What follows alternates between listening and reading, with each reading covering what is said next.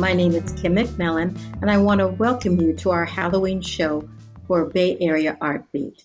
Our guest today is the wonderful makeup artist and actress Diana Tennis. Hi, Diana. How are you doing? How you doing? Nice to be here. We're really happy to have you on the show. I want to tell our audience a little bit about you. Diana is a Latinx woman and a native to the San Francisco Bay Area. She's an actress, makeup artist, and costume designer for film and television. She has poetry published in several anthologies, and she's authored a wonderful book on shopping titled 90% Off Everything. I love that title. And has written a card game for happiness titled Get Your Happy.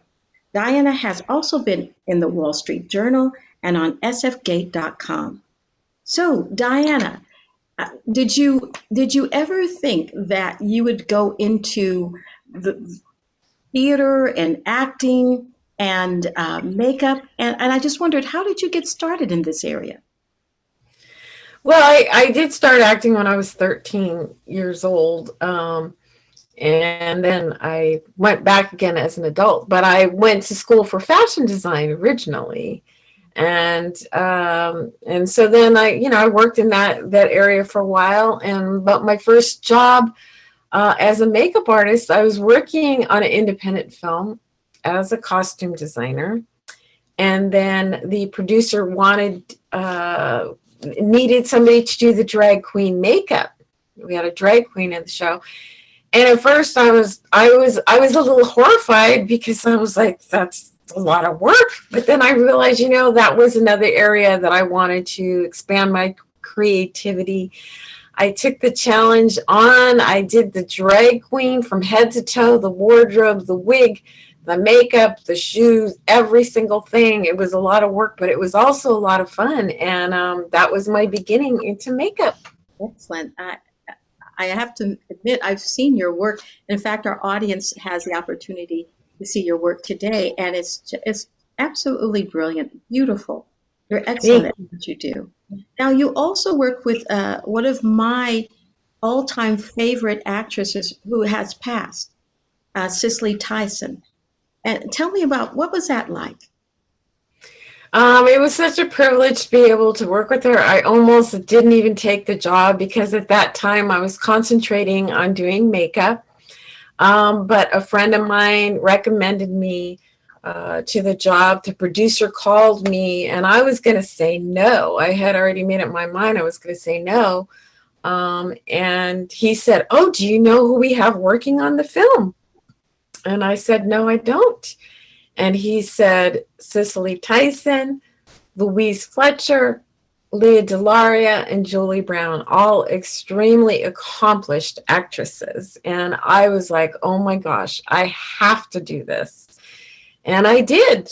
And it was very incredible to be able to work with all of these actresses. And this, of course, especially Miss Tyson.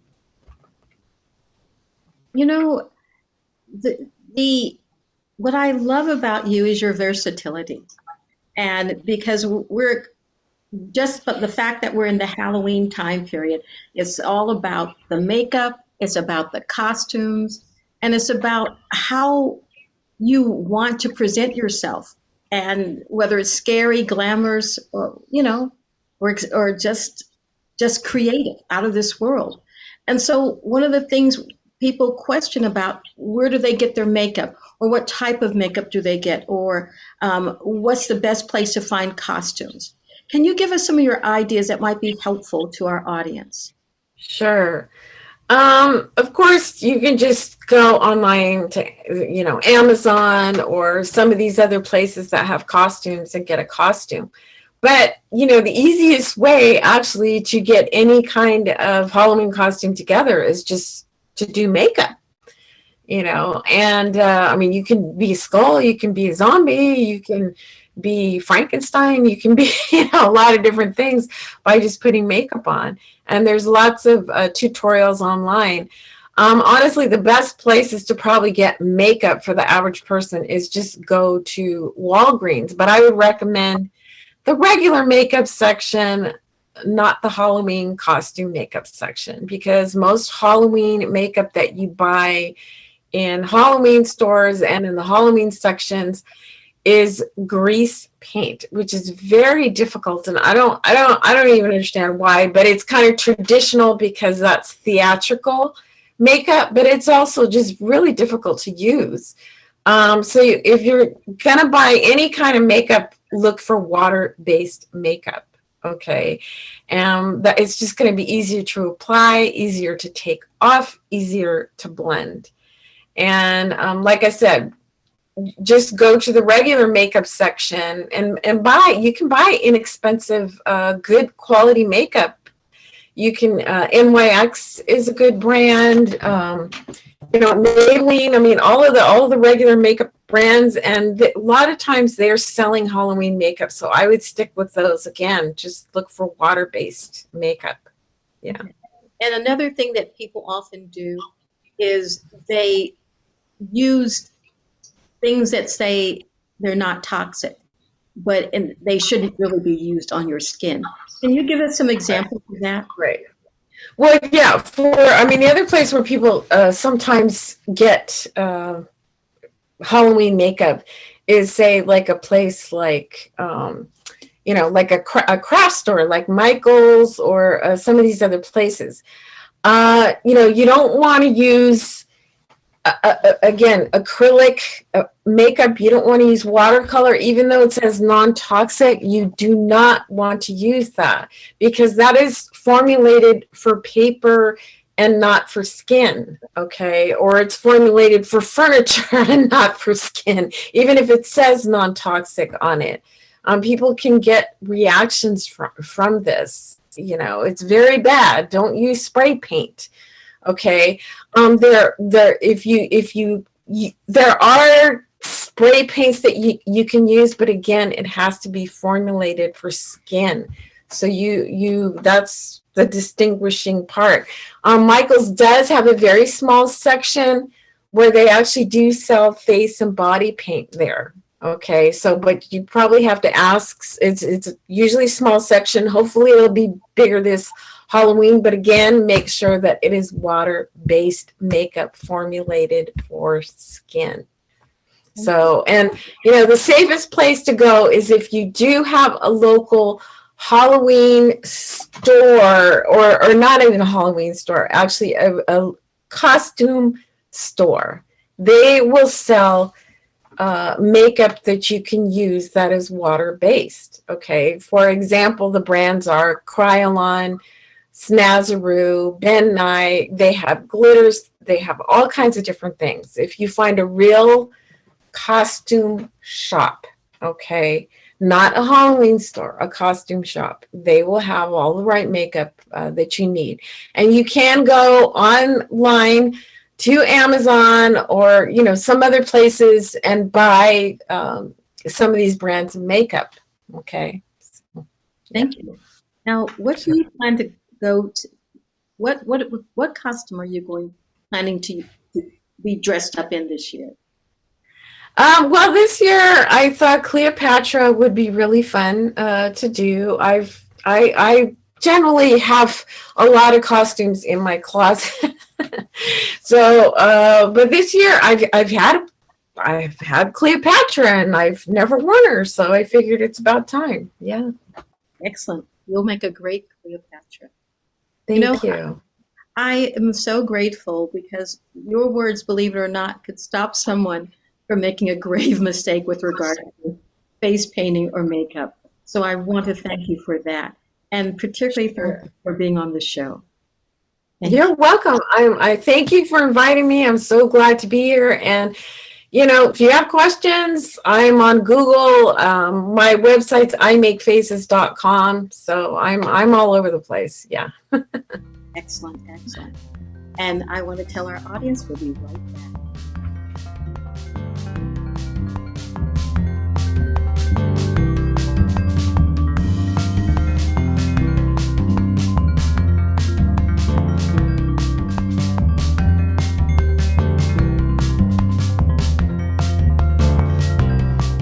Welcome back to Bay Area Art Beat. I'm your host, Kim McMillon, and I am so delighted to have Ed Lewis here. Ed is a board member of the Sacramento Storytelling Guild and the Storytelling Association of California. We are absolutely thrilled to have you here, Ed. The work you've done in storytelling, and I love, is just wonderful. And I love the fact you call yourself a groupie, attending as many storytelling events as possible. I absolutely love storytelling. I used to be the storyteller, one of the storytellers in the 80s for the Oakland Oh, Fairyland. So it's just excellent. absolutely a wonderful craft. Tell us, how did you get started into this field? Well, I got started because I was a preschool teacher, kindergarten teacher, and then an early childhood professor. And I got involved with this organization because they put on a major festival every year. And that's how I connected with them and eventually became on their board, the Storytelling Association of California. Excellent. Well, when does the festival take place? Well, the festival, with COVID, it's gone away at this point. So we are just waiting like everybody else to get it going again. But you're still doing online events, though, right? We do lots of online events. And you can go to that website, Storytelling Association of California. We have stories from incarcerated people. We have stories from different genres, all kinds of different storytelling events in the school system also. That's absolutely wonderful. We need that. We need in our educational system some type of creative outlet for the young people. So it's wonderful that you're doing that. Now, I feel very excited with the idea that you're actually going to tell us a spooky story today. Is that correct? That's correct. It's a story from my childhood. Wow. Well, did you write the story? Yes, I did. Oh, that is beautiful. Well, how about if we start it now then? Can you give us the name of the story? The Hag of Lopez Island. Oh my God. Okay. I'm All ready. right, here we go. And for audience members, you can join me in this initial song if you would. The hags are coming. The hags are coming. They will be here soon. It was a typical day on Lopez Island in 1956. Now, Lopez Island is part of the San Juan Island chain in Washington State, just below the Canadian border. And the gang of three met like we did every morning down at McKay Harbor. And we got in our rowboat and we rowed out to our crab pots. Ralph the Runt took the first rowing chore because it was in the calm water and he was 9, he was the weakest of all of us. But when we hit that open water, Big Mike, who was 11 and the strongest of all of them, took over and rowed through the rough waters until we got out to those crab pots. And then it was my job because I, Eddie Spaghetti, the meatballs are ready, had the best balance of anyone on the entire island. And I stood up in that bow while it was rocking back and forth and I pulled up those crab pots. We had 5 pots out that night and we got 10 good-sized Dungeness crabs. We took them back to my mom, who was this gourmet chef, and she made the best crab cakes, crab dip with, of course, Lay's potato chips. We had a feast, and then this was Halloween Day. We headed down to Agate Beach to finish off our fort because we were going to trap the hag. Now, everything was built except for the roof. So we got driftwood and we added to the roof and we built a really great roof. We walked into the forest, got bags of pine needles, and we brought them back and laid them down and put our sleeping bags on them since we were going to spend the night there. Then we had to prepare for a hag. And you all need to listen carefully because a hag could be coming your direction. So what you have to do is you have to get your best polished shoes and put them at the foot of your bed. Then you have to take 4 matches, paper matches, twist them and put them in your hair. Then you take your knife, you open it up, and you put it on your nightstand in case the hag does get through and you need to defend yourself. But the most important part is to take a Bible, open it up, and put it at the door. Because if a hag comes into your room, she has to stop and read that Bible.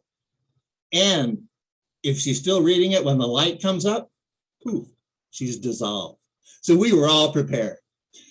We spent the rest of the day skipping stones, and that night we cooked up some more of my mom's great crab dip, and all kinds of good crab food. And then we got ready for the hag. We headed up to the graveyard, and this was about 11 o'clock. Ralph the Runt and Big Mike went into the caretaker's shed. I ran as fast as I could over to the hag's house. Now, we knew, and we were the only ones that knew this, that the hag was our school teacher in the one-room schoolhouse. No one else knew this, but we were positive, and we were going to prove it that night. So I waited under the willow tree with my bag of salt.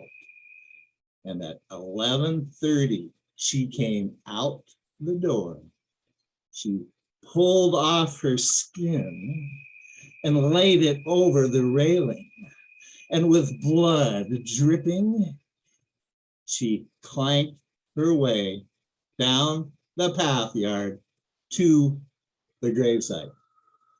Well, I ran up, I coated that skin with salt, and then I scooted back as quick as I could to that shed. And just as we got there, she was coming in singing her song. The hags are coming, the hags are coming, they will be here soon. Well, she came in that gate and she went right to a gravesite. Now, the gravesite cannot have anything on it. If you want to protect your loved ones, put flowers, put a momentum. She can't go through there. So she's looking around for gravesites that have nothing on them. And she found them. And she went and she sang that song. And as she sang that song, she dissolved down into the earth where she would steal the soul that was underneath there. Well, this went on for a couple hours. And then she headed back home, creaking slowly with the blood dripping down her body. And we scooted as fast as we could to that willow tree. And we watched as the hag, our school teacher by the name of Miss Viola Swamp, took that skin and put it back over her body and let out an inhuman screech because that salt dissolved her bones and her skin. And she went back into the earth, never to be seen again. Now, the next day, all of us kids went to our one-room schoolhouse, but guess what? There was no teacher. What happened to our teacher? You know, a lot of stories went around, and the main one that people tell now as a legend is that on Halloween night, she was walking up along the cliffs, and she must have slipped off and fallen into the sea, where a pod of orca whales took her to their lair. Now, of course, the gang of three, we know the story. We never told anyone, but now I've told you, and you know the true story. So please, join me in one last tribute to the hag. The hags are coming, the hags are coming, they will be here soon. I love that. I'm not sure how teachers feel about it, but I love it. Well, it's for older kids. It's definitely not for the younger crowd. You need something a little tamer for that. Have you done that one at schools? Sure. What was the reception from the kids? How did the kids? Oh, they love it. You know, well, it's kind of fifth grade on up through high school and college. I teach college too. My college students enjoy it. What age were you when you wrote that? Oh gosh, I wrote that just about I wrote it during COVID here about a year ago. So it's Oh, a newer story for me. oh, I thought it was something earlier because it has this, the whole, it feels like a childhood, you know, like Well, something that happened. well, that's one thing for storytelling. One of the things you do as a storyteller is go back as far as you can remember and just jot down every event that you can think of that might be interesting. And then you go back to those events and see, oh, I could really develop this into a story. Mhm. And of course, for me, I tell tall tales. That, of course, is mostly a tall tale, except for, the Gang of Three and all the things we did. But I tell personal stories also, and personal true stories, because I've had lots of adventures. I went up the Amazon River, hiked the old Inca Trail to Machu Picchu, lived in a cave for 6 months in the Canary Islands. So I create stories around that. That's my interest in genre. And other people do folk tales, historical tales. Our genre event that we put on every month. This month is Spooky Stories. In December are Sacred Stories, Tall Tales in January, then Love Stories in February, so forth and so on. And we get 7 storytellers from our 15 story swap groups that are in California. And they are amazing storytellers, very polished, and it's a great event. Well, I love what you're doing. What I was wondering is people who are watching this, is there a number to call, or is there they can go right to the website and say, look, I'm a storyteller. I want to join your organization. Right. You go to the website, it lists all the story swap groups, and you find one close to you and you just contact the leader and say, hey, I've got a story, or you just go on and listen to their monthly event and then, and ask to tell a story if you have something to share. And there's workshops we give on how to tell stories. There's all kinds of things. So the website has everything on there. And it actually is storysac.org, but you can just go Storytelling Association of California. Excellent, excellent. I'm so glad you were here. And I've asked everyone who's a guest today, what are you planning to do for Halloween? For Halloween, I will be going to my daughter's house, and lives here in town. I live in Davis, California. And they've set up a nice little spooky environment with good music. And I've got many costumes, and my 15-year-old granddaughter and I are dressing up as a witch and a warlock, and we'll be spooking out the kids. Excellent, excellent. I think that is just the spookiest thing I've heard so far. Ed, I want to thank you for being on Bay Area Art Beat, and we'll be right back.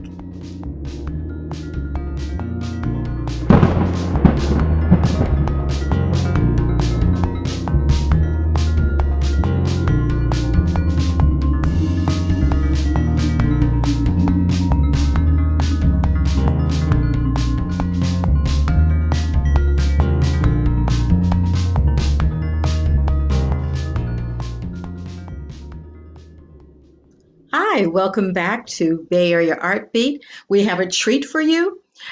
We are going to have the executive director of the Berkeley Community Media tell us a Halloween story.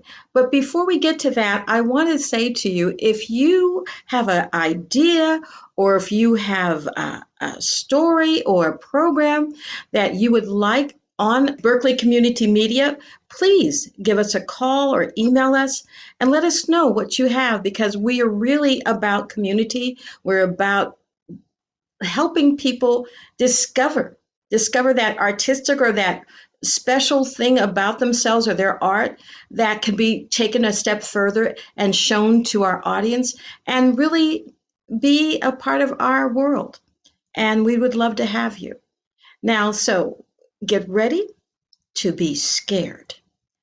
Brian Scott, our executive director, is going to tell Edgar Allan Poe's The Telltale Heart. One of the scariest stories that I have ever read. I think you'll be very scared.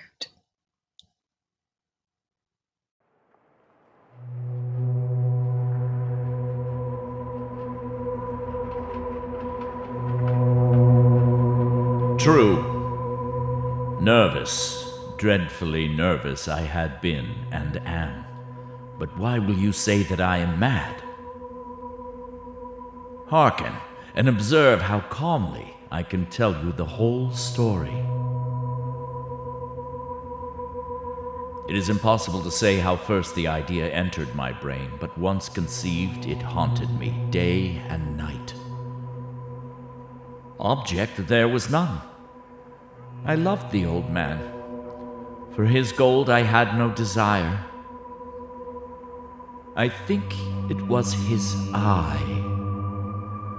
One of his eyes resembled that of a vulture, a pale blue eye with a film over it. Whenever it fell upon me, my blood ran cold, and so I made up my mind to take the life of the old man, and thus rid myself of the eye forever. You should have seen how wisely I proceeded.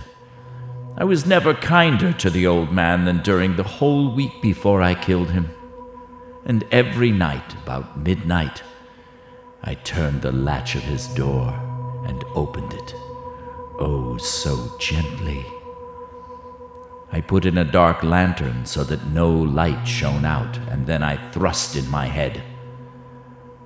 I moved it slowly, very slowly, so that I might not disturb the old man's sleep. And then, when my head was well in the room, I undid the lantern cautiously, so that a single thin ray fell upon the vulture eye. This I did for 7 long nights. Upon the 8th night, I was more than usually cautious in opening the door. A watch's minute hand moves no more slowly than did mine.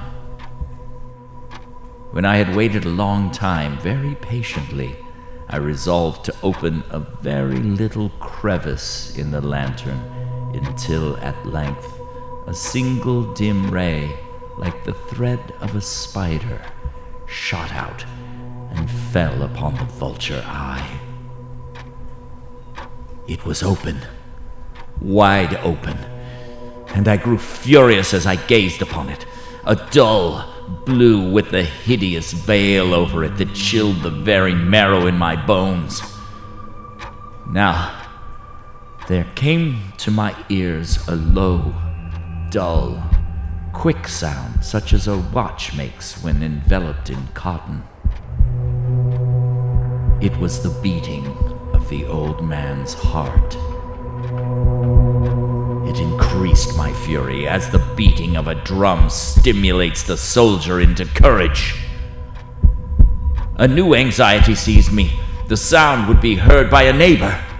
The old man's hour had come. With a loud yell, I threw open the lantern and leapt into the room. He shrieked once only.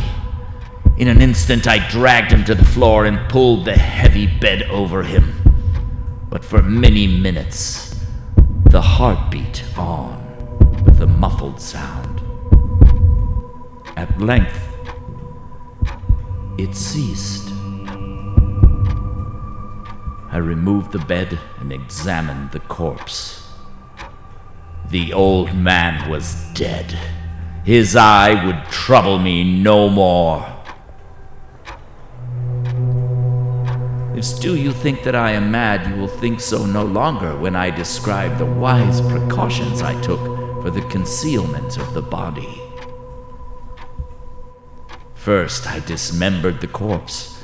I cut off the head and the arms and the legs. Next, I took up 3 planks from the flooring of the chamber and deposited all between the scantlings. I then replaced the board so cleverly that no human eye, not even his, could have detected anything wrong. It was 4 o'clock, still dark a midnight. As the bell sounded the hour, there came a knocking at the street door. Who's there? I went down to open it with a light heart, for what had I to fear? there entered 3 men, officers of the police. A shriek had been heard by a neighbor during the night. Suspicion of foul play had been aroused, and the officers had been deputed to search the premises. I bade the gentlemen welcome. The shriek, I said, was my own in a dream. The old man I mentioned was absent in the country. I took my visitors all over the house and bade them search well. I led them at length to his chamber. I showed them his treasures, secure, undisturbed. In the enthusiasm of my confidence, I brought chairs into the room and desired them to rest for their fatigue while I myself placed my own seat upon the very spot beneath which reposed the corpse of the victim. The officers were satisfied. They sat, and while I answered cheerily, they chatted of familiar things.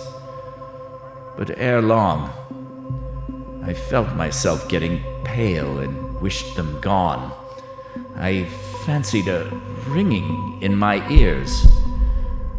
I talked more freely to get rid of the feeling, but it continued until at length I found that the noise was not within my ears. I talked more fluently and with a heightened voice, yet the sound increased. It was a low, dull, quick sound, such as a watch makes when enveloped in cotton. I paced the floor, but the noise steadily increased. Oh God, what could I do? I foamed, I raved, I swore, but the noise arose over all. It grew louder, louder, louder. Was it possible they heard not? Almighty God, no, they heard. They suspected, they knew, they were making a mockery of my horror. I felt that I must scream or die, and now again, hark! Louder, louder, louder! Villains, I shrieked. Dissemble no more. I admit the deed. Tear up the planks. Here is the beating of his hideous heart.